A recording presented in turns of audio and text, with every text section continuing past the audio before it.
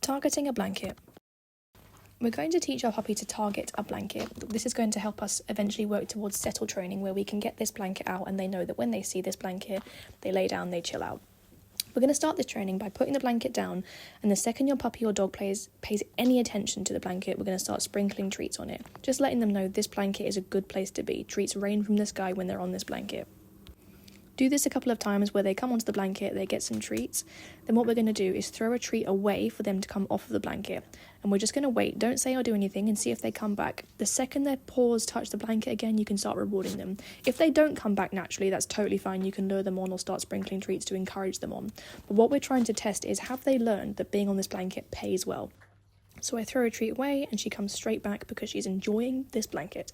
So again, I start sprinkling treats on the floor, letting her know this blanket pays very well. We're now going to introduce our verbal cues. So I'm going to use the word okay to mean you can come off the blanket. So that's her release cue, meaning we're done with the behaviour. And I'm using the word blanket to ask her to come back onto the blanket again. So just adding in two words that mean come onto the blanket and come off of the blanket. With their release cue, so the word okay, for example, you can use that with any behaviour. So if they've sat down, you can then say okay to mean get back up, or if they've been laying down, using okay to end that behaviour as well. So it's quite a versatile cue to use. So we're doing the same game here where we send her off and then we're going to use our cues to get her back. So we're going to say blanket, she comes back on, gets a couple of treats, and then okay, and she gets off the blanket again. So same game as before, we're just using our verbal cues now. Blanket. Yes. Once your pup is very good at this and they already know a sit and a lay down, you can start practicing more relaxed behaviours on this blanket. So I ask her to lay down, but you can see that she's in kind of a sphinx lay down.